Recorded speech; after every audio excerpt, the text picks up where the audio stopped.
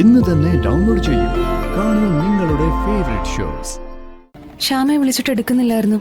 അവള് അടുക്കള എന്തോ പണിയിലാന്ന് തോന്നുന്നു. എന്താ മോളെ കാര്യം? എന്തെങ്കിലും പറയണോ? അമ്മ പറഞ്ഞാലും മതി. രോഹിത്തിന്റെ കാലിന് ചെറിയൊരു ചതവ് പറ്റിയിട്ടുണ്ട്. അയ്യോ, എന്താ പറ്റിയത്? കളക്ഷന് പോയതാ. വിഷ്ണുവേട്ടനെ പോലെ തന്റെ ഇടത്തോടെ നിൽക്കാനൊന്നും രോഹിത്തിനാവില്ലല്ലോ അമ്മേ.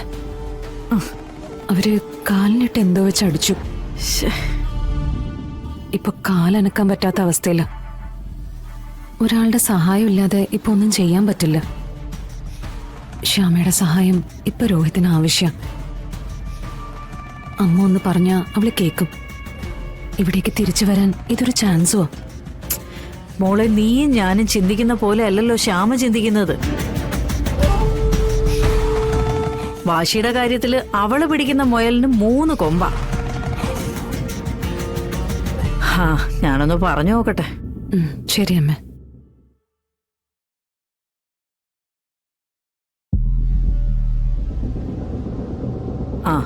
ശാലിനിയാ വിളിച്ചത്.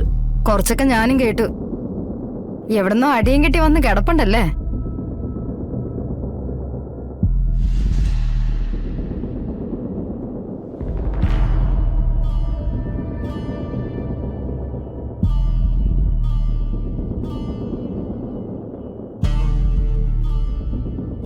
കാലിന് നല്ല പരിക്കുണ്ടെന്നാ പറഞ്ഞത്.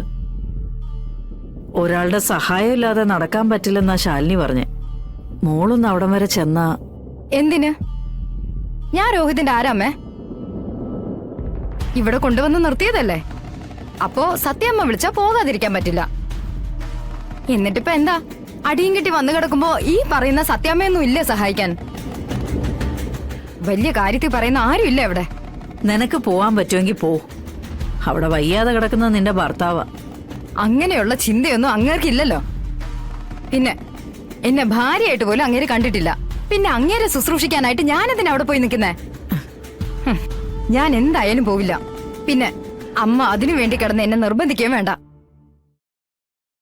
ശ്യാമേ മോളെ, വഴക്കും പിണക്കുമായിട്ട് എത്ര നാള് കഴിയാന്നാ നീ വിചാരിച്ചിരിക്കുന്നത്? ഇതിനൊക്കെ എന്തായാലും ഒരു അവസാനം വേണ്ടേ?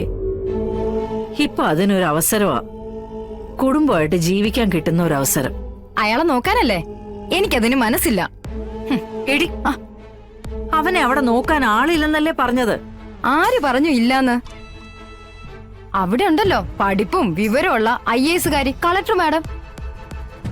4 കാലും 8 കൈയുമായി കളക്ടർ മാഡം അങ്ങ് നോക്കിക്കോളും. വെറുതെ അല്ല മാഡത്തിന്റെ സ്വഭാവ ഗുണം കൂടിപ്പോയതുണ്ടോ മാഡത്തിന് ഇട്ടിട്ട് വിഷ്ണുവേട്ടൻ വേറെ പെണ്ണുങ്ങളുടെ കൂടെ പോയത്. നീ കണ്ടോടി അവൻ വേറെ പെണ്ണുങ്ങളുടെ കൂടെ പോയത്? കണ്ടോന്ന്? നട്ടാക്കിടുക്കാത്ത നോണ പറയുന്നോ? നീ നിന്റെ ഭർത്താവിനെ വയ്യാത്ത സമയത്ത് നോക്കിയില്ലെങ്കിൽ വേണ്ട എന്ന് വെച്ചേ വിഷ്ണുവിനെ ഒന്നും പറയാൻ പറ്റില്ല. പറഞ്ഞ കിട്ടും നിനക്ക്. പറയുന്നത് നിർത്തുന്ന വരെ ഞാൻ തരും. പറഞ്ഞങ്ങ് കേറും അവള്. മിണ്ടാതെ ഒച്ച വയ്ക്കാതെ ഇവിടെ നിന്നോണം. രോഹിത്തിന്റെ കാര്യമല്ലേ, അവൻ എങ്ങനെയെങ്കിലും അവന്റെ കാര്യം നോക്കിക്കോളും. ഈ മനസ്സും വെച്ചോണ്ട് നീ അവനെ നോക്കാൻ പോവാതിരിക്കുന്നതാ നല്ലത്. അത്രക്കെങ്കിലും സമാധാനം അവന് കിട്ടുമല്ലോ. അയ്യോ,